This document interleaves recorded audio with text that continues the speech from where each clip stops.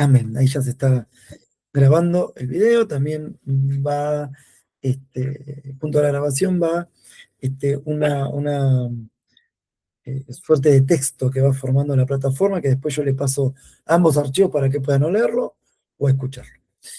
Bien, en la clase anterior, en la exposición anterior, estuvimos hablando la Torá oral y la Torá escrita, ¿no? Ahí pudimos plasmar bien la diferencia de cuál o cuáles eran los usos según, ¿sí? O conforme al siglo I más que nada, y cómo fueron sus orígenes, ¿verdad? Cómo fueron de a poquito la tradición fue haciendo una mezcla, ¿no? Algo que en el concepto ortodoxo doctrinal se llama mikra. La mikra es justamente expresar la Torah, pero con fundamentos, la Torah escrita, pero con fundamentos de Torah oral. ¿Qué es esto? Una mezcla de doctrinas. ¿Sí? No es una sana doctrina, sino que es una doctrina mezclada. ¿Sí? Y bien dice la escritura, bien dice nuestro modo de Yeshua, de una fuente no puede salir agua amarga y agua dulce. Con lo cual, intentamos, ¿sí? Dentro de lo que el Señor nos permitió, poder considerar cómo era o poder identificar cómo era cada una de estas interpretaciones para poder obviamente tener recursos al momento de que alguien nos dice o intenta usar, llámese Kabbalah, llámese Zohar, Talmud, Gemara y toda eh, Mishnah, ¿sí? Entonces, todos esos argumentos enfocados o tratando de explicar la Torah escrita. ¿Mm? Entonces, esto fue un poquito lo que resumidamente veníamos viendo. Pero resulta ser que el tema que viene ahora, que les voy a estar presentando, tiene mucho de eso. Tiene mucho de eso porque Pablo el apóstol, primeramente Yeshua obviamente, pero en continuidad en el ministerio que sería para los mal llamados gentiles, Pablo el apóstol se tuvo que también enfrentar a estas doctrinas,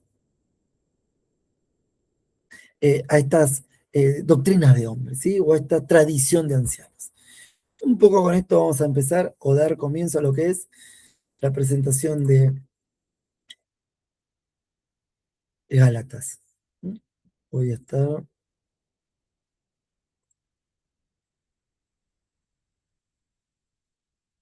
compartiendo. Bien.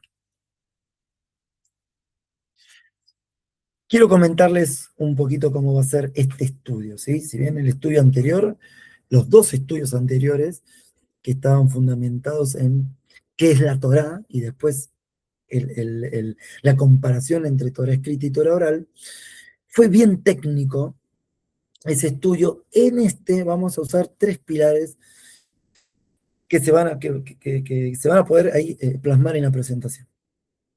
El primer pilar, o uno de los primeros, va a ser el histórico, el contexto bíblico histórico, muy brevemente explicado. Luego vamos a tener algunas, como le digo yo, hebraísmos o menciones técnicas en función a los textos.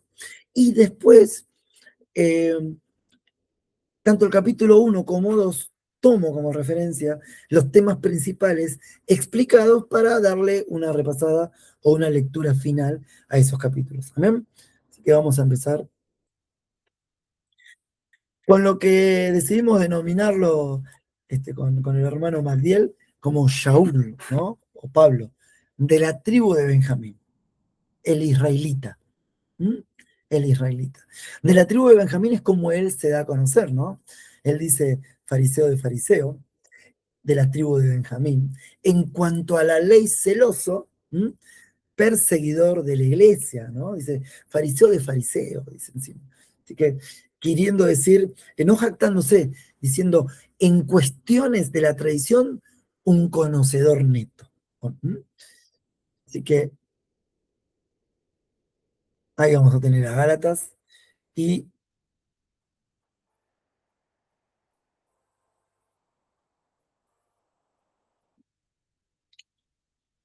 un poco de la presentación de esto que vamos a ver. Hay que tener en cuenta algo. Si bien nosotros en eh, la organización bíblica, después del libro de los Hechos, tenemos la carta a los romanos. No significa, y esto sé que estoy entre hermanos maduros, pero igual lo comento, no significa que la carta de los romanos, que sea primera, sea o esté relacionado con la primera misión de Pablo.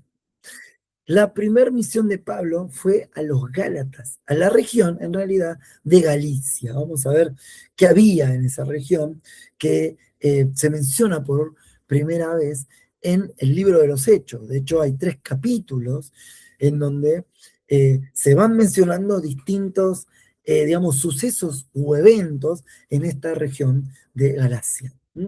Dije Galicia, ¿no? Pero era Galacia, perdón. Entonces, en función de eso,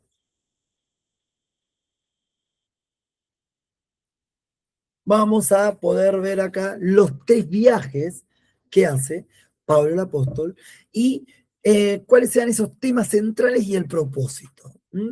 Bien, el primer viaje, ¿sí? Está entre el 46 y el 48 después de Cristo, una duración de 2 años, y se narra desde Hechos 13, capítulo 13, versículo 14, al capítulo 14, versículo 23. ¿De qué se trata en gran manera esos capítulos? ¿Sí? Primeramente, el gran sermón en la sinagoga de Antioquía, ¿no? Ese sermón en donde él se presenta diciendo, varones hermanos, veo que entre ustedes hay de un lado fariseos, de otro lado saduceos, y ahí comienza este sermón, ¿no? Luego sucede una evangelización, ¿no? Por decirlo de cierta manera, para familiarizarnos este, con, con, con la etimología. Pero bueno, se hace en realidad un anuncio de la promesa, ¿no? Eso quiere decir evangelium, ¿no? Quiere decir promesa. Entonces, ¿a quién? A los goyim, a los gentiles, ¿sí? Quiero aclarar de entrada que un gentil no es alguien que no está relacionado con el pacto, como el judaísmo o los grupos, ¿no? que practicaban el judaísmo del primer siglo, intentaban llamarle gentiles aquellos que no tenían Torah, aquellos que no tenían relación, ¿sí? Eh, o que no tenían una relación en el pacto de Dios. Ahí vamos a entender qué es lo que predicaba Pablo en función del pacto con Dios y qué es lo que predicaban los judaizantes. ¿Sí? Entonces, ¿qué ocurre? La expresión Goyim, que mal traducido como naciones, en realidad el Goyim es un disperso entre las naciones. Y ahí ya cambia el término. ¿Por qué? Por ejemplo, yo soy argentino. Si voy de visita a México, yo estoy en tierra mexicana. ¿Sí? Soy un extranjero en México. Sin embargo, mi nacionalidad sigue siendo argentina. Lo mismo ocurre, ¿sí? Pero en una manera, o sea, en función de un propósito y de una promesa divina, celestial, sucede con el pueblo de Israel. El Señor en su Torah prometió dispersarlos cuando estén en desobediencia, pero también prometió, ¿sí? Prometió el ir él mismo a juntarlos desde los rincones más estrechos o más extremos de la tierra. ¿Sí?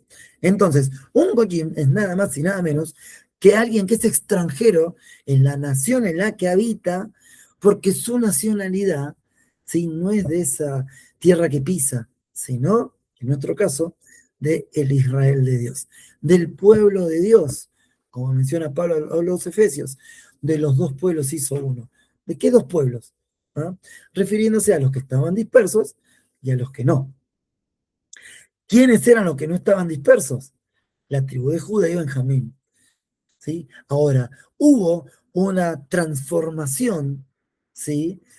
Antibíblica en la mentalidad de la tribu de Judá que los llevó a ser judaizantes. Ese término lo quiero recalcar porque se basa mucho, ¿sí?, en lo que, en la presentación de fidelidad que Pablo hace a estos grupos. ¿Ven? Bien, ¿qué es lo que ocurre? ¿Qué es lo que ocurre en esta primera visita? Siguiendo eh, eh, con este cuadro, ¿no?, sistemático de estas tres viajes a Galacia. La persecución violenta, un apedreamiento en Listra que casi muere Pablo, ¿no? Y el propósito principal de estos sucesos es evangelizar las primeras Keilah. Yo lo puse Keilah como comunidad, pero también hay un concepto que se llama Edá. Edá es grupo de reunión o Cajal. La Cajal también es la iglesia primitiva. Nosotros lo conocemos como iglesia, derivado del griego, que es eclesía. Y la eclesía, en su derivación o etimología de palabra, quiere decir los llamados afuera. ¿Mm?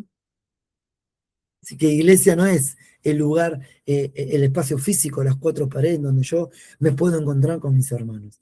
Eso puede ser una edad, un grupo de reunión, pero la Cajal o la Keilah es literalmente aquellos que fueron llamados afuera, llamados al desierto. ¿Mm? Otra de los propósitos principales y los cuales Pablo logró fue nombrar ancianos. Si bien el segundo viaje, que es una duración de 3 años, y está narrado en Hechos 15:36 hasta el 16:6. ¿Cuáles son los temas centrales acá? La incorporación de Timoteo al equipo misionero en Listra. Claramente después de la mala experiencia que tuvo Pablo en Listra, eso no fue un motivo para que Pablo no siguiese insistiendo en aquellos que quedaron en Listra, que realmente necesitaban, ¿sí?, seguir aprendiendo. Entonces ahí lo incorpora Timoteo también. Entrega los decretos del concilio de Jerusalén, ahí lo tenemos en el libro de los Hechos, un concilio en donde se determina que al gentil, ¿sí?, no se le exija un peso mayor, pero que tenga en cuenta que no estar en fornicación, no adorar a ningún ídolo y no hacer sacrificios de ahogados en sangre. ¿Por qué? Porque ya tienen en cada sinagoga quien les enseñe de la Torá de Moshe. Hay que entender algo, hermanos. En ese concilio de Jerusalén, los discípulos que estaban a cargo, Pedro, Santiago, también estuvo Pablo, también estuvo Timoteo, los que estaban en ese concilio, en esa reunión, no estaban anulando el Shabbat, no estaban anulando los Moadim, las citas con el Señor. ¿Por qué? Porque eso ya tenía quien les enseñe cada qué, cada día de reposo. ¿Mm? Sin embargo, el objetivo principal era ¿qué? Era que se alejen, ¿sí?, que se alejen de la idolatría. ¿Para qué? Porque alejarse de la idolatría, el llamado, el ateyuda, el arrepentimiento genuino, principal era ¿qué? Volver al primer mandamiento. No tendrás otro Dios delante de ti. ¿Mm? Wow. Otro de los temas es que a Pablo se le impidió por medio del Ruach HaKodesh, o del Espíritu de la Santidad, ir a determinadas zonas. Hay varias veces que él dice, me dispuse a ir, pero ¿qué ocurrió? El Espíritu Santo, el Espíritu de la Santidad, me lo impidió, me direccionó hacia otro lado. ¿Mm? Propósitos principales de este segundo viaje: fortalecer, consolidar la fidelidad de la Keilah, las que se habían fundado en el primer viaje. ¿Mm? Recordemos que pasaron 3 años, ¿sí?, entre el primer viaje perdón, 2 años entre el primer viaje y el segundo viaje. El tercer viaje, ya después pasa 1 año entre el segundo y el tercero se quedó un tiempo más, ¿no? Es una duración de 4 años y se narra a partir de Hechos 18 hasta el versículo del 18 al 23 en adelante. Bien, ¿qué es lo que hace en este viaje? Pablo hace un recorrido muy sistemático por la región de Galacia y Frigia, y hace énfasis en el discipulado, ¿sí? Ya con el viaje anterior ya se estaba fortaleciendo, ya había un grupo. Ahora lo que pide es que el discipulado sea continuo. ¿ah? Y que luchen en contra de los falsos maestros. ¿Mm? Tremendo eso. Hay algo, una expresión que dice, es fácil llegar, ¿sí? Pero una vez que llegaste, lo difícil es mantenerse. De hecho, la escritura dice, ¿no? El que esté firme cuida de no caer. Pareciera que como que la etapa final o la eh, eh, el núcleo o el factor denominador de una madurez en un discípulo, no en un creyente ya, sino en un discípulo maduro, es el mantenerse y el de continuamente discipularse. Recién lo hablábamos con José antes de comenzar esta clase, ¿no? Que nuestro mayor gozo y si de algo hay que jactarse es el de querer ser discípulo, el de querer aprender cada día más. ¿Cuál es el propósito principal de este tercer viaje? Una confirmación, reafirmar y animar a todos los discípulos. ¿Por qué? Porque había una lucha en contra de falsos maestros, ¿sí? Uno de los métodos, por decirlo así, del judaísmo del primer siglo no solo era el confrontar, ¿no? El de debatir, sino también el de muy silenciosamente ir metiéndose en un grupo con una apariencia, ¿sí? De oveja, pero en realidad era un lobo disfrazado de oveja. Estos falsos maestros que en algún momento Pablo dice, estos estuvieron con nosotros y ahora ya no. Estaban ocultamente entre nosotros, ¿sí? ¿Haciendo qué? Eh, eh, Tratando de animar, ¿sí? A que vuelvan al judaísmo, tratar de que vuelvan a las obras eh, de la ley oral, vuelvan a la carne, ¿sí?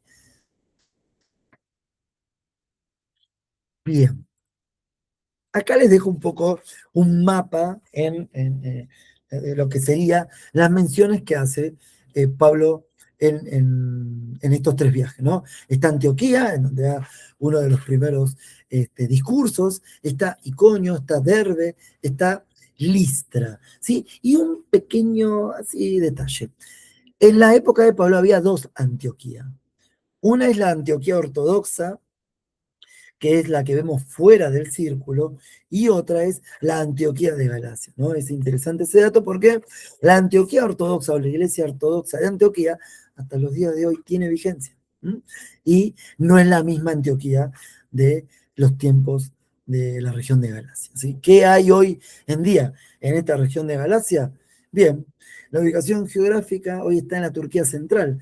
La antigua región de Galacia se encuentra hoy en el centro de Turquía, abarca aproximadamente el 60% del territorio turco. Y acá tenemos a lo que hoy sería el 60% de lo que alguna vez fue Gálatas. Bien, ahora sí, entramos en materia.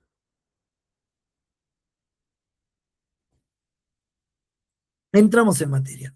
Para poder comprender qué es lo que ocurría en Galacia, tenemos que irnos a Hechos 15, versículo 1, que dice, pero algunos hombres bajaron de Yehudá a Antioquía, ¿sí? Recordemos que el primer gran discurso en la región de Galacia comienza en Antioquía, ¿sí? Y empezaron a enseñar a los hermanos, diciendo, no pueden ser salvos, ojo, no pueden ser salvos, no pueden acceder a la salvación, a menos que se sometan a la Brit Milah. Brit Milah quiere decir circuncisión, ¿m? En la manera ordenada por Moshe. Y acá hay dos grandes mentiras. Primero que la Brit Milá, la circuncisión, ¿m? No es para salvación, es una señal. Eso lo vamos a ver. Es una señal.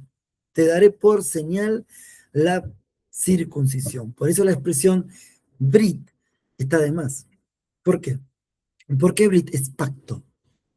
¿M? Y la circuncisión no es un pacto. ¿Mm? La circuncisión es una señal. Es la primera gran mentira que decían estos judaizantes a los hermanos de Antioquía. ¿Mm? Y la segunda, que dice que es en la manera ordenada por Moshe, y que Moshe no ordenó eso. ¿Ah? Porque acá en donde estos judaizantes usaban lo que yo les mencioné, la mikra. La mikra, esta suerte de ensalada, ¿no? De esta suerte de jugo de dos frutas mezclados, de Torah oral con Torah escrita. Ante esto se enfrentó Pablo. ¿Mm? Bien. Vamos a ver cuáles eran los temas eh, transversales, ¿sí? En la región de Galacia, ¿sí? Esto está asociado, o va de la mano, va en paralelo, eh, del capítulo 1 de Gálatas, ¿sí? Entonces, vamos a hacer un análisis de los textos, ¿sí? La relación de Pablo con Galacia estuvo marcada por tres ejes teológicos y prácticos. El primero, esto ya es de cara a lo que sería el capítulo 1 de Gálatas. ¿Bien? El primero, justificación por la fe, o fidelidad, mejor dicho, emuná. El principio o el concepto de emuná es ser fiel a lo que se le enseña. ¿Sí? Pero ¿a cuál? ¿Cuál es la fidelidad?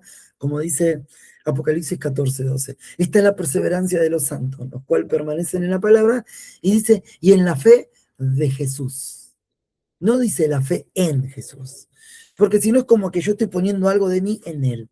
Es la fe de, la fidelidad de Yeshua. O sea que debemos observar la fidelidad de Yeshua en función de la Torah. ¿M? ¿Para qué? Para poder entonces ser fiel a lo que se nos enseña. Entonces, justificados por la fidelidad, ¿sí? Versus ley. Ahora, ¿qué ley? ¿Qué ley? No la Torah, sino la ley de los ancianos, la ley de hombre, el mandamiento de hombre. Entonces, en ese eje teológico, ¿sí? Se profundiza la epístola de los Gálatas, ahí en donde nace. Hechos, o el libro de los Hechos, muestra la tensión inicial sobre la circuncisión de los gentiles y el cumplimiento de la Torah. ¡Wow!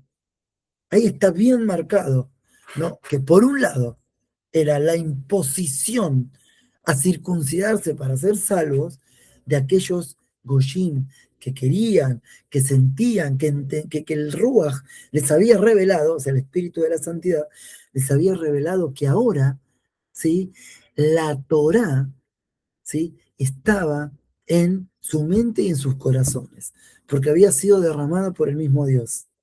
¿No? Profecía de Ezequiel. Entonces, ¿qué ocurría? Cuando venían, los judaizantes los cruzaban en el camino y decían, ustedes se tienen que circuncidar. ¿Ah? Y Pablo iba y mostraba cuál era el cumplimiento de la Torá.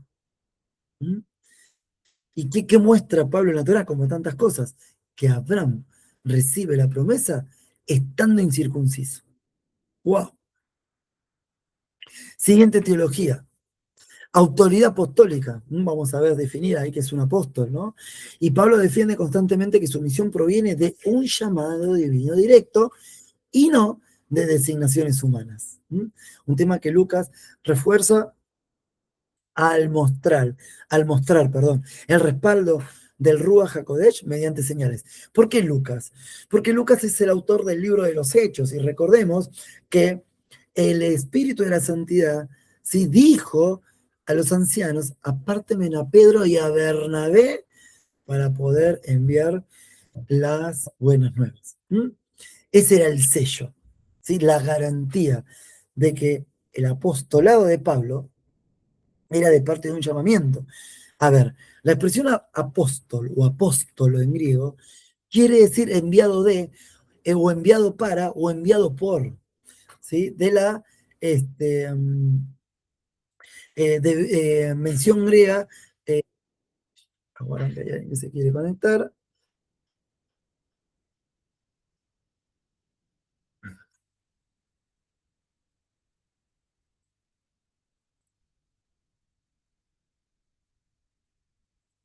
Aguárdame un segundo, por favor.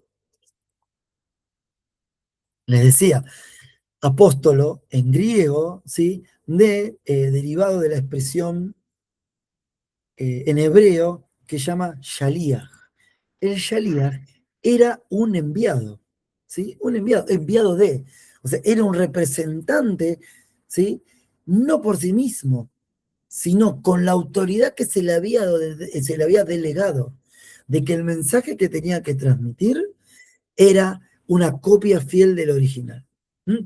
Es como si yo a alguno de ustedes le dijese, por ejemplo, José, por favor, decile a, no sé, a Alex, que está conectado justamente, a Alex que el lunes nos encontramos a tal hora en tal lugar. José tenía que transmitir exactamente lo mismo porque me estaba representando. ¿Mm? Entonces, esto es un poco lo que sería el concepto de apóstolo. Y otra de las teologías es una transición étnica, por decirlo así. ¿Por qué étnica? Porque estábamos ahora revelándole a los Goyim, se le estaban revelando su verdadera identidad, la misma identidad que se nos reveló a nosotros, ¿amén? En Yeshua HaMashiach. Galicia, como tal, representa el punto de inflexión donde el mensaje deja de ser exclusivamente judío para convertirse en un movimiento, ¿sí?, multiétnico, o sea, en un llamado a los dispersos en las naciones, enfrentando el rechazo, obviamente, de los sectores tradicionalistas. ¿Por qué? Porque hay que ser realistas. Los judaizantes tenían plena conciencia de que estaban invalidando la Torá con mandamientos de hombres. Primeramente, porque Yeshua los había expuesto públicamente. Primero. Y segundo, porque ellos sabían, tenían conciencia de que las interpretaciones de la Torá que estaban defendiendo eran de otro hombre. ¿Mm? Era un hombre interpretando la palabra divina y un hombre defendiendo esa interpretación. Ellos sabían de ese error. Sin embargo, había algo un poco más poderoso que los impulsaba a esa negación, que era la cuestión, como en todos lados, ¿no?, como hasta el día de hoy, la cuestión económica, la cuestión financiera. ¿Mm? Un Goyim, para poder convertirse a un judío, debía realmente, ¿sí? La circuncisión no era un acto que lo hacía cualquiera y tenía su costo. ¿Mm? Tenía su costo. Y también había que hacer un pago que era relacionado con las finanzas del templo. Había mucho interés económico en el asunto. Por eso cuando Pablo se presenta con este evangelio, ¿sí?, un evangelio que no es ajeno a la Torá, porque recordemos que la expresión evangelium quiere decir promesa, ¿ah?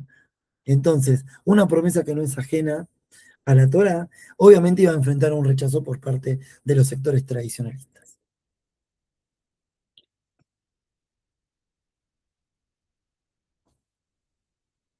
¿Venimos bien hasta el momento?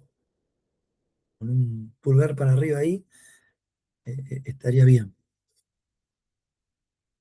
Bien, avanzamos. Todo bien, hermano. Amén, Danisa, gracias. Bien, en un análisis, ¿sí?, exegético del primer capítulo de Gálatas se puede o se revela que el tema central no es solo una defensa personal de Pablo. ¿Sí? No solo Pablo se está diciendo, bueno, yo soy apóstol del Señor, la verdad que esto eh, realmente no es de parte de hombres y demás, prefiero agradar al hombre, prefiero agradar a Dios, perdón, antes que a los hombres, sino que es la validación de la autoridad divina del mensaje, que significa besoraj. Es una mención en hebreo. Frente a las estructuras de autoridad humana y los marcadores de identidad del siglo I. ¿Cómo eran esos marcadores? Bien, circuncidado, ¿sí? Pero circuncidado en función de creerse salvo si tenía la circuncisión, cosa que la Torá no indica eso. Determinadas vestiduras este, o determinados atuendos o representaciones, como por ejemplo lo que se usa, lo que son los tefilín, ¿no?, que son unas cajitas que se ponen acá enfrente con unas oraciones, o la tira que se pone en el brazo izquierdo, que está relacionado con el corazón. Bueno, todas estas cuestiones, ¿sí? Los talit de oración y demás, Bueno, eso apareció también la kippah, pero mucho después. Sin embargo, fueron cosas que se fueron añadiendo, ¿sí? Que hacía que sean parte de la estructura humana. ¿Mm? Y que no estaban haciendo referencia o identificándose con la Torah. ¿Mm? La etimología del hebreo besorah, que significa noticia o anuncio de victoria. Ustedes saben que el Evangelio es el anuncio de la victoria. ¿Por qué? Porque el imperio de la muerte ya no tiene parte ni arte. ¿Mm? Sin embargo, y atento con esto, en contraoposición, el rabinato, llámese el grupo teológico de rabinos, como oposición al hebreo de la expresión besoraj, usan una expresión que es masoraj, que significa tradición o lo que es entregado. Hay una traducción bíblica que se hace en función de algo que se llama código real, así que atentos si ustedes tienen alguna mención o lo leen demás, este código real, se refiere al contenido de los 4 evangelios y a la cadena de transmisión y reglas de interpretación en función de perseverar el texto, pero en realidad esta Masoraj está apuntando más a la tradición que a la noticia. Por eso acá entre paréntesis le puse, Yeshua dijo, habéis oído, mas yo hoy les digo, en pocas palabras, lo que han oído no es igual a lo que yo dije. Amén. Recordemos esto, lo que han oído no es igual a lo que yo dije. Hay una mención muy interesante en los evangelios que Yeshua le pregunta a los apóstoles, ¿qué dicen de mí? Y los apóstoles dicen, y algunos dicen que tenés el espíritu de Isaías, otro que estás Isaías o Jeremías, bueno, dicen de todo. Y Yeshua dice, ok, ¿y qué dicen ustedes de mí? Y todo el mundo cayó. Pero Pedro se paró y dijo, tú eres el Cristo, tú eres el Mashiach, ¿no? El Hijo del Dios viviente, el Ben Elohim. ¿Mm? Ben Elohim, ¿qué se refiere hijo de Dios? O Ben Elohim quiere decir el portador, ¿sí? De los atributos. ¿El portador de qué? De la deidad. Como dice Pablo en Colosenses 2:9. En él habita, ¿sí? Corporalmente la plenitud de la deidad de Dios. Bien, no me quiero ir para ese lado, pero quería fortalecer ese mensaje. Resumiendo, el tema central del capítulo 1 es la autenticidad divina del Evangelio, o sea que esta noticia es la verdadera. Hace mención Pablo cuando dice, si oyen otro evangelio, en el griego sería un paraevangelio, dice, no es porque haya otro, sino porque algunos están divagando, disminuyendo, desmereciendo el evangelio divino. Entonces, capítulo 11 se centra en esto, en la autenticidad, o sea, en la expresión única del Evangelio, la cual es independiente de la tradición humana. Insisto con esto, el Evangelio es independiente de cualquier tradición humana y fundamental para la redención de los Goyim sin pasar por la conversión ritual. ¿Mm? Tradición de ancianos, ya le dije, demandaba una circuncisión. ¿Sí? Y entre otras cuestiones más que estas conversiones rituales demandaban. Vamos a hacer un poquito más, vamos a seguir exprimiendo, ¿no? Un poquito más el capítulo 1. Dice, desde una perspectiva hebrea y académica, y acá yo pongo entre comillas, de elite, no significa que todo esto sea lo más de lo más, ni lo mejor de lo mejor. Quiere decir que tiene una profundidad que a ustedes les va a servir como recursos para poder validarlo, primeramente, contra la escritura, como hacían nuestros hermanos de Berea, y también poder fortalecerse en, en aquellas exposiciones que ustedes vayan a hacer. ¿Mm?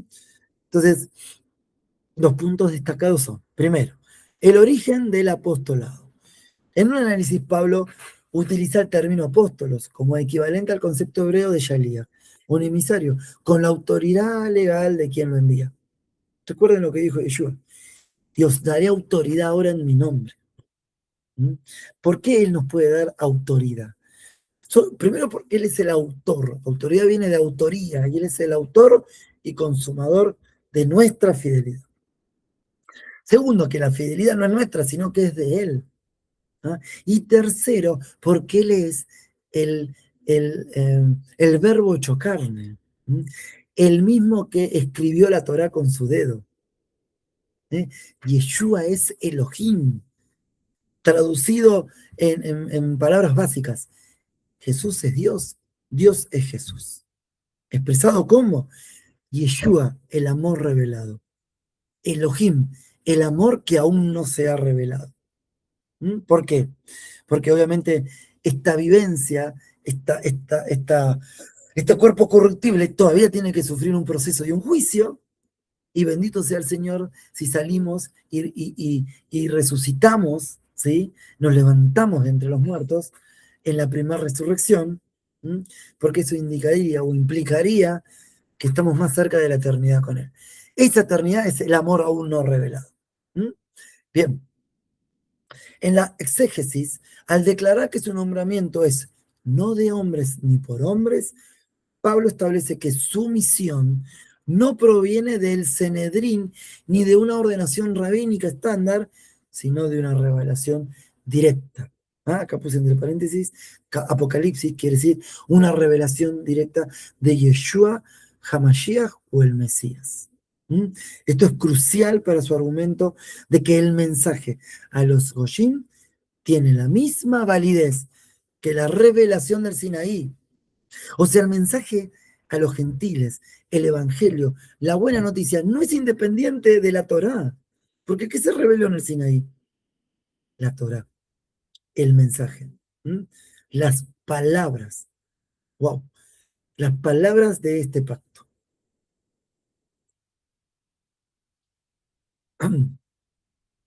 Otro punto. El sentido o la urgencia del otro evangelio, ¿sí? Pablo dice, se muestra atónito por la rapidez con la que los Gálatas se apartan. ¿Sí? Me encuentro sorprendido. No es sorprendido la expresión, sino es como le resulta chocante el ver con la rapidez que los Gálatas se apartaron. En uno de los tantos expresiones de Pablo dice, oh Gálatas insensatos. Realmente dice tontos. ¿Qué los eh, hechizó? Nosotros conocemos qué os fascinó para apartarse tan rápido de la verdad. Pero la expresión en el griego quiere decir qué os hechizó. ¿Qué fue lo que los cautivó? ¿Para qué tan rápido? ¿Y por qué usa la expresión tan rápido? Porque si volvemos al gráfico que yo les mencionaba de las 3 misiones, entre una misión y otra no pasaban ni 2 años. Es más, entre la segunda y la tercera pasó 1 año, que es en donde él fortalece el mensaje en función de los falsos maestros. Entonces, tan rápido, en 1 año se alejaron del verdadero evangelio. Y dice, no es que haya otro evangelio. Ese otro evangelio no es una religión diferente, sino una distorsión.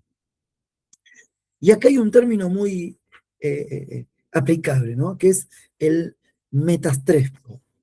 ¿Sí? En su mención utilizado en Gálatas 1:7, significa darse vuelta, o voltear, o cambiar drásticamente. Esto es lo que le pasaba a los Gálatas, ¿no? Ellos habían cambiado, se habían dado vuelta del mensaje original. En el contexto, ¿no?, raíces hebreas o raíces bíblicas, ¿sí? En función de el contexto hebreo, se refiere a la exigencia de un proselitismo. ¿Qué es un prosélito? Es aquel que se convierte formalmente al judaísmo a través de la circuncisión. Es el que le da la espalda al evangelio de verdad, el que le da la espalda a la Besorá. Entonces, entendiendo, considerando, ¿sí?, que esta conversión al judaísmo, ¿sí?, y la circuncisión iba a darle el requisito para la salvación. El concepto de anatema, ¿no?, también se toca. Pablo pronuncia anatema sobre cualquiera que altere la naturaleza del pacto y subraya que la inclusión de los Goyim es por fidelidad y no por rituales de conversión. ¡Wow! Porque en las traducciones dice, ahora el gentil es justificado por la fe y no por la ley. Y allá andábamos, ¿no? En la vieja doctrina, divagando de que no teníamos que cumplir la ley.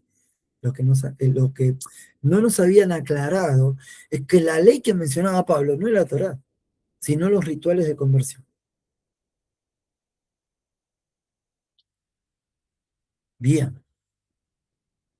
Vamos a aplicar algunos conceptos que venimos tratando, ¿sí? Por ejemplo, la mezcla doctrinal de la Mikra. Se le llamaba Mikra a la Torah escrita, ¿no? Pero se usaba esta mezcla para desvirtuar la promesa dada a Abraham, siendo incircunciso. Le voy a pedir, por favor, a algún hermano que me pueda leer Romanos 4, versículo 10. Por favor, si son muy amables.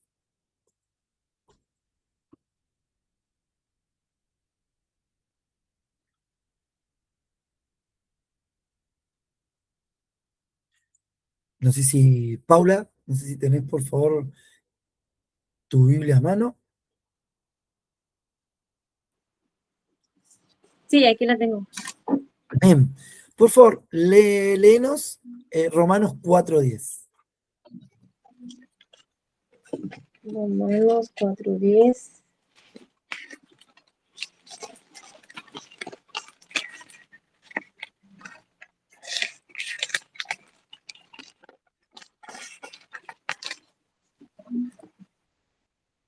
Dice, ¿cómo pues le fue contada estando en la circuncisión o en la incircuncisión? No en la circuncisión, sino en la incircuncisión. Amén. Amén. Gracias, Paula. Entonces, ¿qué les quiero aportar con este Romanos 4:10? Que en rigor de verdad, ¿sí? Fundamentalmente,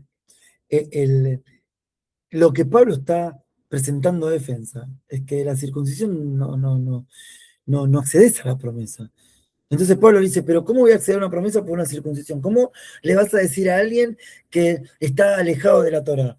Si la Torá misma está diciendo que a Abraham se le dio la promesa en Génesis 15 cuando estaba incircunciso. ¿Mm?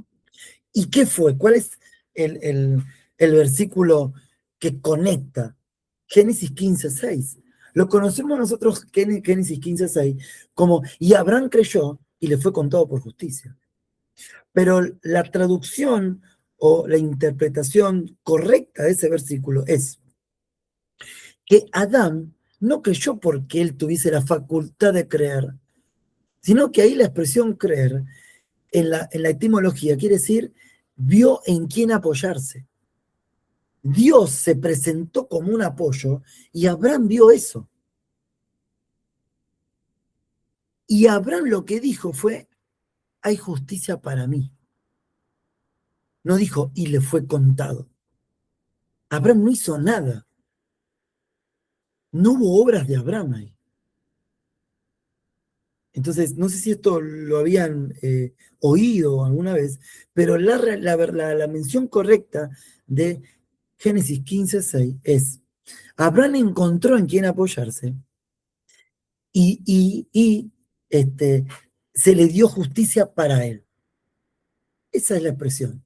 Entonces, Hebreos 6:18, alguien, no sé, Alex, no sé si, bendiciones, Alex, shalom, no sé si tenés tu Biblia a mano.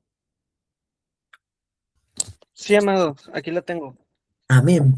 Por favor, ¿podés compartirnos la carta a los Hebreos, el capítulo 6, Sí. versículo 18? Aquí está. Hebreos 6:18. Para que por dos cosas inmutables, en las cuales es imposible que Dios mienta, tengamos un fortísimo consuelo los que hemos acudido para asirnos de la esperanza puesta delante de nosotros. Amén. Fíjense en lo que está diciendo en ese capítulo. Muchas gracias, Alex. Está diciendo que delante nuestro fue puesta una esperanza. Wow, eso es tremendo. que delante nuestro fue puesta una esperanza y que esa esperanza estaba sostenida por dos fundamentos inmutables o inquebrantables. Como decía Alex, ahí por favor repetime de nuevo Hebreos 6:18, la primera oración. O sea, sería la parte A de ese versículo. Para que por dos cosas inmutables, en las cuales es imposible que Dios mienta, tengamos un fortísimo consuelo los que hemos acudido para asirnos de la esperanza puesta delante de nosotros. Amén, amén, tremendo. Muchas gracias de nuevo, Alex, gracias por apoyarme. Entonces, por dos cosas inmutables. Ahora, ¿qué dos cosas? Porque no me las dice el autor del libro a los hebreos. Pero sin embargo, en ese contexto del capítulo 6, lo que está mencionando o haciendo hincapié el autor del libro de los hebreos es al juramento en función al orden en Melquisedec. ¿Mm? Entonces, ¿de qué se trata ese juramento? O esas dos cosas inmutables. La primera cosa inmutable es la que le prometió el Señor a Abraham en Génesis 15, una tierra prometida. Y la segunda es el juramento en el que ahora nuestro Cohen Agadol, nuestro sumo sacerdote, está, está haciendo por juramento y no por descendencia, según lo requería el orden levita. Ahora, les estoy mencionando las dos cosas inmutables. La promesa de la tierra prometida, como el juramento en Melquisedec. Pero hermano, me pueden decir, Marco, una pregunta. ¿La tierra prometida te estás refiriendo a qué? ¿A Ur de los Caldeos? ¿A Canaán? ¿O te estás refiriendo a qué? No. Hebreos capítulo 11 nos explica que en el momento a que Abraham se le da la fidelidad, en el momento en que Dios le da la fidelidad a Abraham deja de ver la tierra de Canaán y dice que ve la Jerusalén celestial. ¿Mm? La Jerusalén celestial. Voy a traer esa mención para que la podamos ver juntos.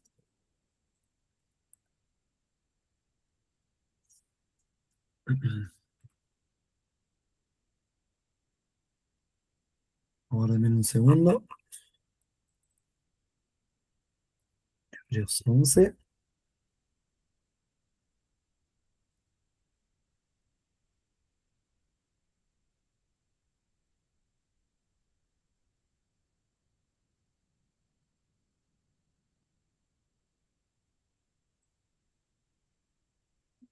Ahí les voy a compartir. Compartir. Bien. Hebreos 11, capítulo 13. Perdón, Hebreos capítulo 11, versículo 13. Dice, conforme a la fidelidad murieron todos estos, sin haber recibido lo prometido. ¿Mm? ¿Alguien quiere acceder?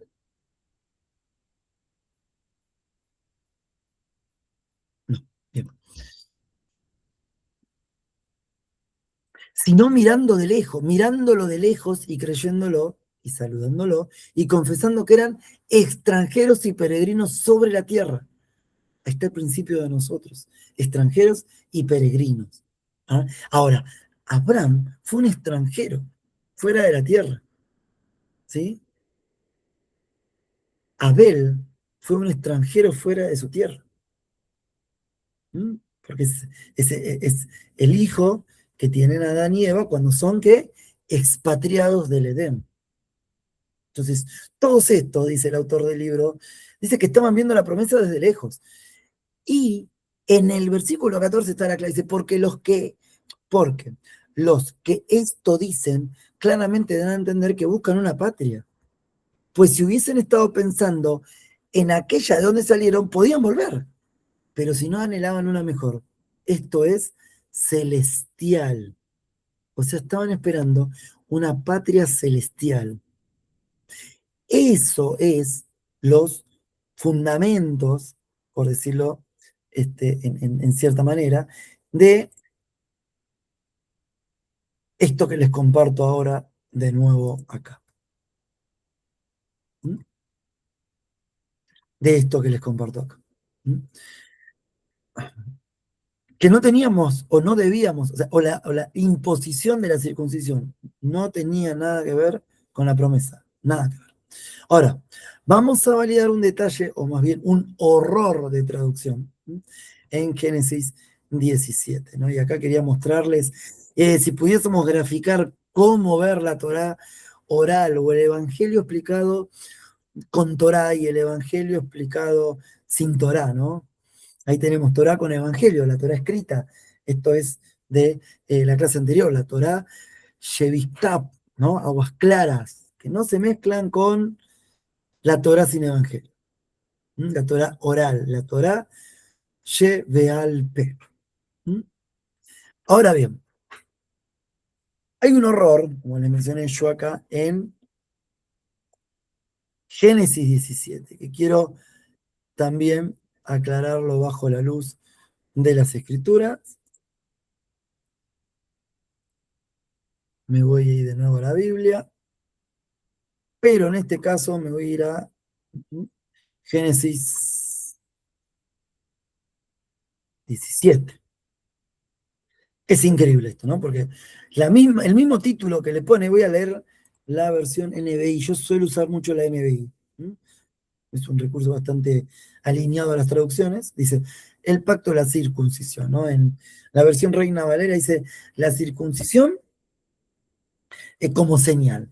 Y acá lo aparta, dice, el pacto y la circuncisión. No lo pone como la circuncisión en función del pacto o el pacto y no. ¿No? ¿Qué es esta circuncisión? Entonces, en un momento, las escrituras empiezan a mencionar una promesa que es clave, en el versículo 7. Estableceré mi pacto contigo y con tu descendencia como pacto eterno por todas las generaciones. Y acá está, hermanos, yo quiero que siempre nos acordemos de que lo que el Señor pactó con nosotros. Yo seré tu Dios y el Dios de tus descendientes. Esa es la promesa.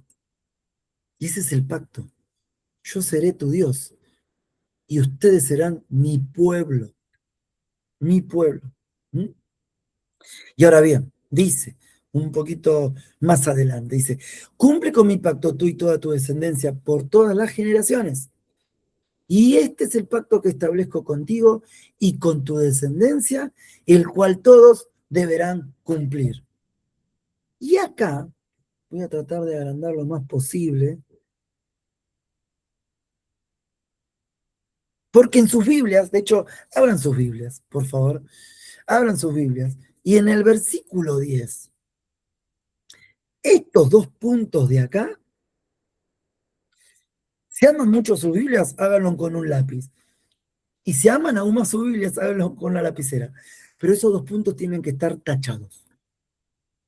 Esos dos puntos, en la escritura original, ¿sí? En el griego koine o en la traducción interlineal, no existen dos puntos.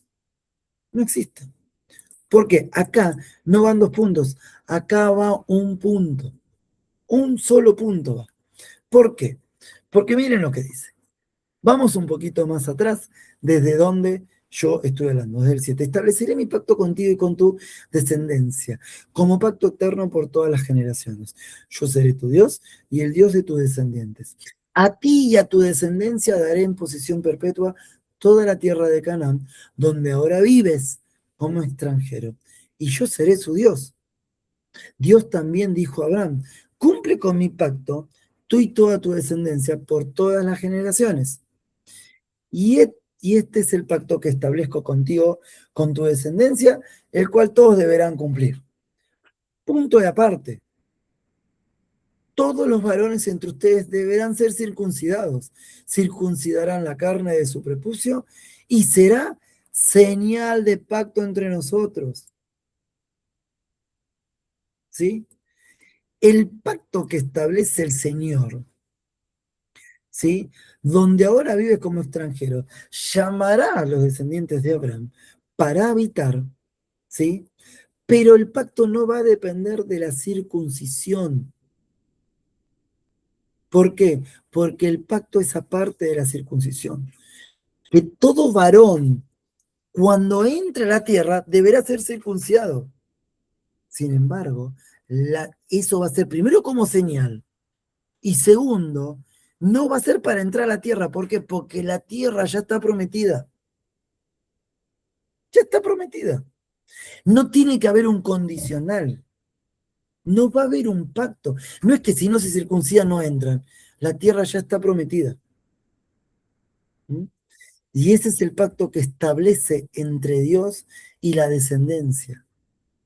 ¿Mm? Esa es la gran diferencia entre esos dos famosos puntos, ¿sí? Porque los dos puntos parecieran que el entrar en la tierra depende de la circuncisión, y no es así. ¿Mm? Es una condición como señal, pero no es un propósito para el pacto. ¿Amén? Entonces, a ver, guárdame un segundo.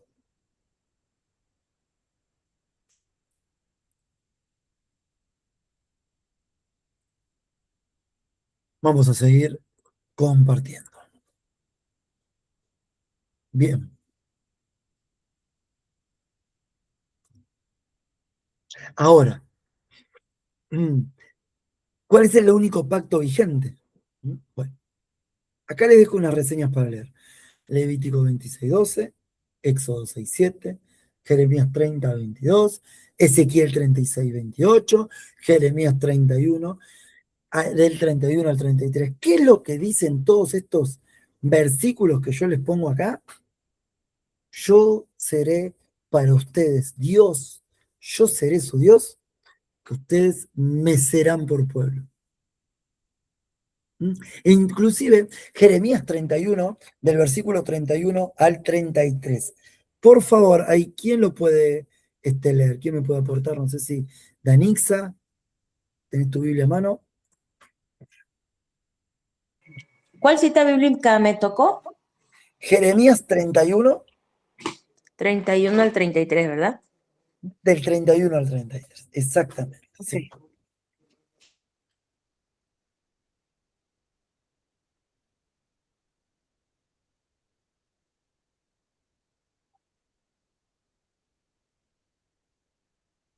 Estás muteada, Danixa, te aviso. Ok, lo leo. Por favor, amén.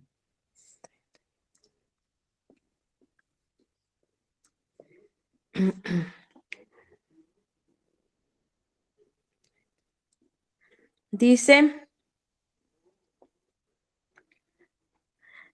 aquí está, los días vienen, dice Yahweh, cuando haré un nuevo pacto con la casa de Israel y con la casa de Yahudá. No será como el pacto que hice con sus padres cuando los tomé de la mano y los saqué de la tierra de Mitzraim, porque ellos por su parte violaron mi pacto a pesar de que yo por mi parte fui un esposo para ellos, dice Yahweh. Porque ese es el pacto que haré con la casa de Israel después de esos días. Dice Yahweh, yo ciertamente pondré mi Torá dentro de ellos y la escribiré en sus corazones. Yo seré su Elohim y ellos serán mi pueblo. Amén. Muchas gracias, Danixa. ¿Está José por ahí? José Casta, no sé si estás disponible o estás...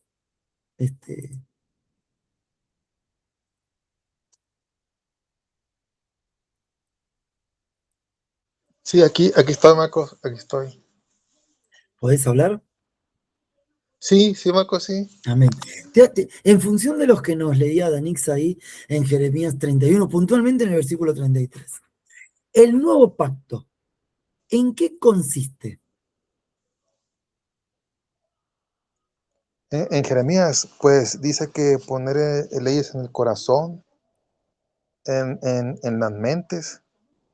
Pues siempre me he preguntado qué significa eso. Wow, ¿no?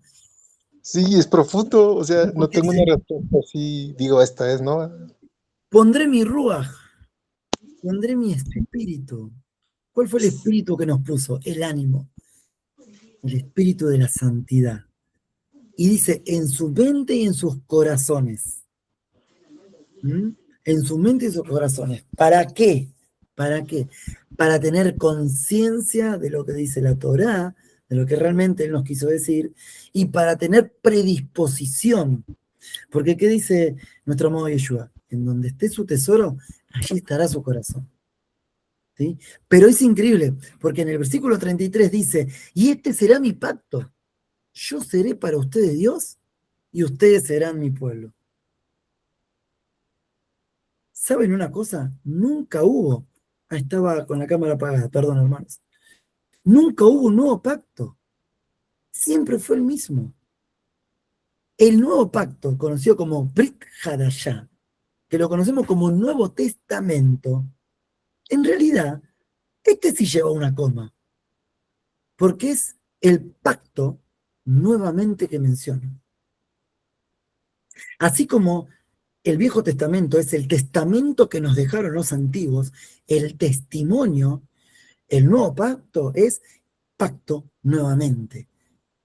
Pero no porque haya un pacto nuevo, sino que es un recordatorio de aquel que pasó.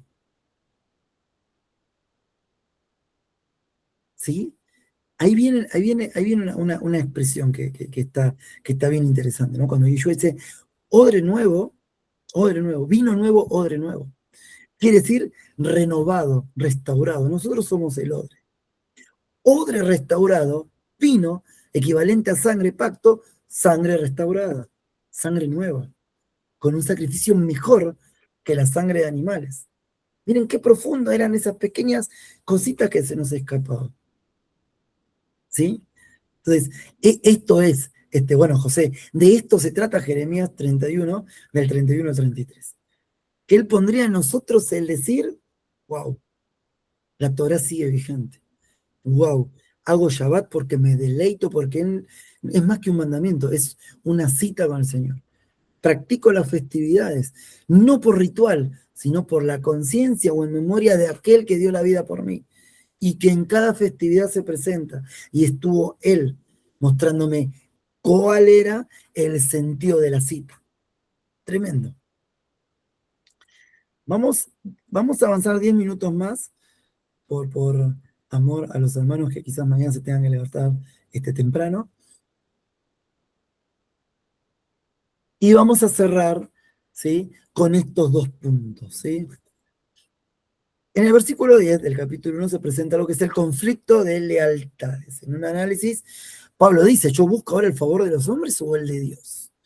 En una perspectiva académica, o académicamente viéndolo, esto responde a la acusación de que Pablo, que hacía, suavizaba el mensaje a los gentiles al no exigirle la ley oral para agradarlos. Y Pablo revierte el argumento, dice, yo no tengo que agradar a los que practican la ley oral, sino que yo tengo que agradar a Dios. Precisamente no es ceder entre los líderes judaizantes que exigen la circuncisión, ¿sí? Él no quiere agradar a los hombres para evitar una persecución. ¿Viste? ¿Qué dijo Pablo el apóstol? Yo mi vida la doy por basura, por este evangelio. Así que lo que digan los de la ley oral para salvación, me tienen sin cuidado. Porque yo no intento agradar a los hombres, sino a Dios. Para concluir, hay un término clave que es justamente el que venimos nombrando ya, ¿no? Que es iudaísmos. Recordemos que las expresiones ismos, todo lo que termina en ismo, quiere decir con conceptos de hombres.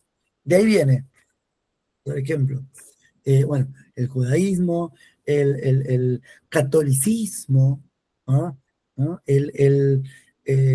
Podríamos decir protestacismo, que viene del protestante, todos aquellos ismos, todos aquellos conceptos de hombres, ¿sí?, que tomaron a la religión como una excusa. El judaísmo no está lejos. Pablo, sin embargo, describe su vida pasada en el judaísmo, ¿no? Siendo fariseo de fariseos, por ejemplo. No como una crítica a la fidelidad del pueblo, sino a una faceta específica caracterizada por el celo extremo de las tradiciones de mis padres, dice él. Lo que sería la Mikra con la Torah Sheval Pej, que utilizaba para perseguir a la iglesia. Él reconoce, en algún momento yo defendí la tradición de estos ancianos, pero estaba en ignorancia. Estaba en ignorancia. Ahora bien,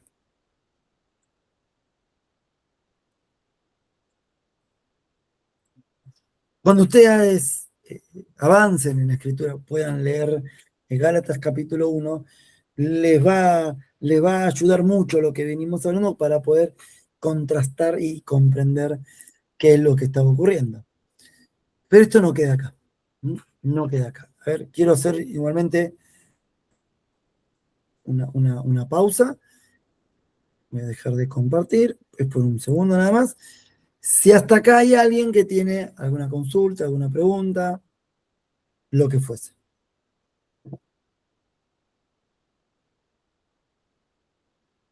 Alex, te escucho, sí. Hola, Amado. Una preguntita. En cuanto a entonces a Abraham que que le creyó Dios y le fue contado por justicia, en realidad fue que Abraham supo que se, se tuvo que apoyar en el Eterno y darse cuenta de que había alguien que podría hacer justicia si no obedecía. Muy buena pregunta, Alex. Yo siempre digo lo mismo, ¿no? Cuando expongo un versículo, tenemos que ver cómo llegamos a ese versículo. Estoy parado en Génesis 15:6. Bueno, ¿qué pasó del 1 al 5? Del 1 al 5, para resumir, Abraham estaba dudando porque aún no tenía prole, dice, descendencia. ¿Para qué? Porque el Señor le había dicho, vas a tener descendencia, pero Abraham no lo veía todavía a su hijo y decía, Señor, con mi herencia se la va a quedar un siervo. Este siervo Damaseno, ¿no? Eliezer se llamaba, Eliasir, perdón. Entonces, el Señor le dice, no te preocupes, no te preocupes, yo te daré prole, vas a tener una descendencia. Como Abraham, ante esa duda, ve en el Señor un apoyo, eso significa Abraham creyó. Dice que cuando ve ese apoyo, al encontrar ese apoyo, dice, aquí hay justicia para mi causa, hay justicia para mí. Y la justicia que encontró Abraham es en que tendría descendencia. En ese contexto, la justicia, Alex y amados hermanos, que encuentra Abraham es que aquello que yo pensaba que era injusto, ¿sí? El Señor me dio paz y me dijo, vas a tener descendencia y no va a ser tu siervo Damaseno el que herede esta tierra. Amén. ¿Alguien más que Hugo, justo estaba mirando acá en la pantalla. Bienvenido, Hugo, ¿cómo estás? ¿Qué tal? Buenas noches, Dios les bendiga. Amén. Bueno, tomando en cuenta el comentario del hermano,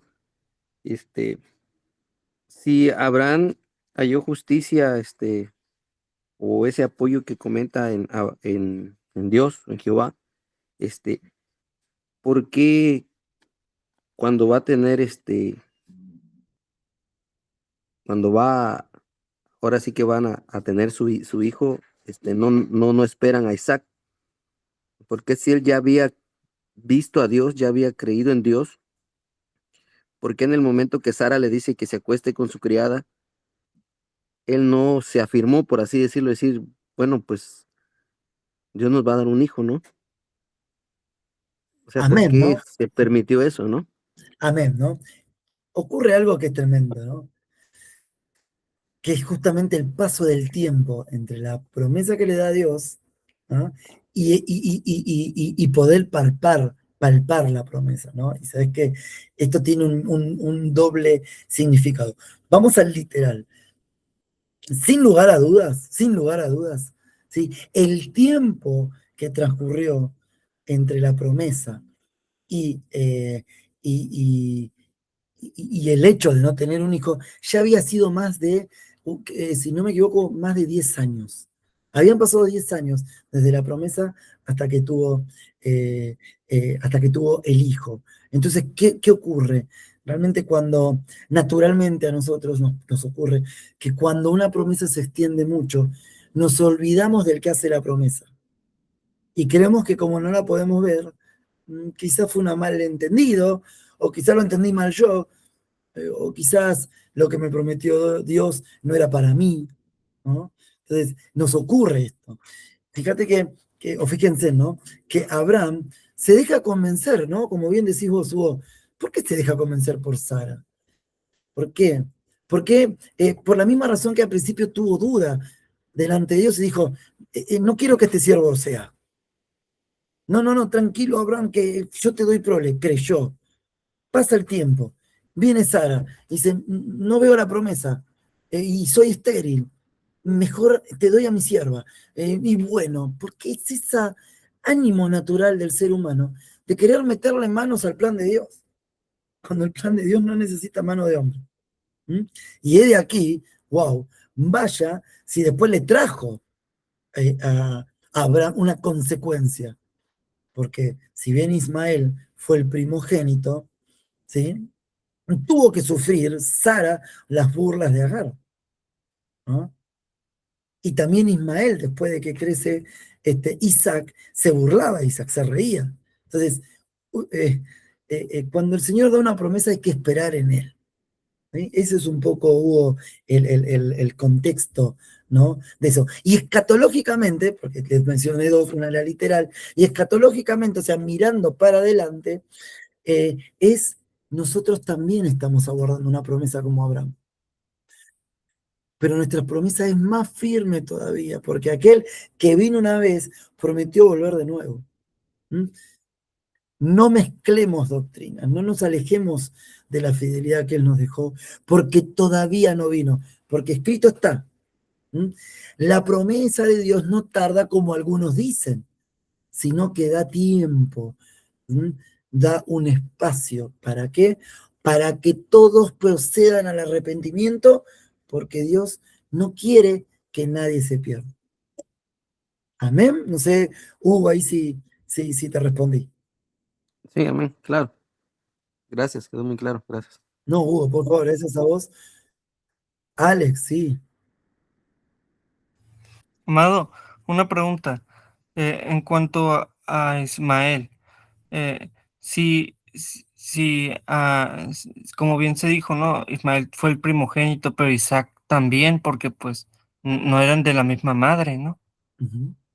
Entonces, ya hablando acerca de la bendición, pues a Ismael también se le prometió, ¿no? Que de él de él iban a salir una nación grande también. Entonces, Amén.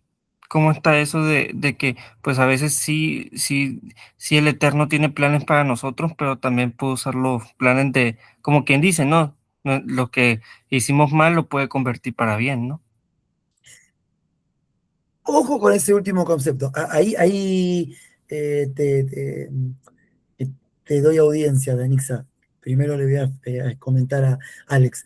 Ojo con tener ese concepto, ¿no? Porque el Señor, hay muchas expresiones, como por ejemplo, de lo más vil del mundo yo escogí. No me fijé en los sabios, ¿sí? Sino que en aquello que todo el mundo despreciaba. Entonces, si bien es verdad, me puedo decir por testimonio propio, mi vida antes del Señor era un desastre. Estaba hasta acá de barro, como muchos de nosotros. Y vino el Señor que me sacó del barro, se metió al barro conmigo, me sacó, me limpió, me instruyó, nos guió a cada uno de nosotros y nos limpia y nos purifica cada día más. Ahora bien, una cosa es el desamparo de Dios. Dios no desampara, porque ¿qué le dijo a Abraham? Será benditas todas tu descendencia, toda tu descendencia. Y acá viene la pregunta. Ismael fue descendiente primogénito de Abraham. El mismo Abraham, cuando escucha a Sara de que eche a Agar y a Ismael al desierto, es el mismo Dios que envía un ángel y le dice, no, No, acá no se muere nadie, ¿no? Y le exige a Abraham, te tendrás que entregar porque es primogénito. ¿Mm? Pero la promesa de la multiplicación no es sobre Ismael, sino es sobre Isaac. Gálatas 3:29. ¿Mm? Si son de Cristo, ¿sí? Ciertamente, simiente de Abraham sois y heredero conforme a la promesa. ¿A la promesa en quién? ¿O sobre quién? Sobre Isaac. A Ismael no lo voy a desamparar, pero mi promesa y mi pacto de la multiplicación, de la dispersión, va a ser sobre Isaac, que a su vez va a ser confirmada en Jacob. ¿Sí me explico, Alex? Sí, amado. Amén. Muchas gracias, Alex. Danixa, ahora sí, habilita tu micrófono y ahí. Bueno, sobre el punto que abordaron con el hermano Hugo Sí, acerca de la tardanza de la promesa. sí. A veces nos suele también pasar a nosotros, ¿no? En estos tiempos, no tanto de ayudar a Dios a que así como lo hizo Sara, ¿no? Nos ha pasado, y me ha pasado, lo digo personalmente, que espero a veces la respuesta de Dios y solo recibo silencio. Wow. Entonces, mi pregunta es, ¿por qué tanto silencio que Sara llegó a hacer lo que hizo, a darle la concubina a su esposo para tener el hijo? O sea, Amén. ¿la tardanza fue la que mermó un poco la fe de ellos? Amén. Gracias por lo que nos mencionas. Para cerrar, y en función de lo que dijo Danixa, le voy a dejar dos consejos. Cuando le pidamos al Señor, fijémonos primeramente, le voy a dar tres consejos. Cuando esperemos en el Señor, primeramente fijémonos que eso que le pedimos sea conforme a su voluntad. Primero. Segundo, yo no sé lo que pidió la hermana, lo que podemos pedir, pero es un consejo. Segundo, en la paz, en el silencio, Dios nunca se calla, pero Dios espera y observa. En eso que nosotros le llamamos silencio, se está fortaleciendo la paciencia. Y lo tercero, y de hecho la paciencia es un fruto del Espíritu Santo. Y tercero, cuando nuestra carne nos quiera ganar como le pasó a Sara, acordémonos del versículo. Dejamos delante de ti toda ansiedad porque tú tienes cuidado de nosotros. ¿Mm?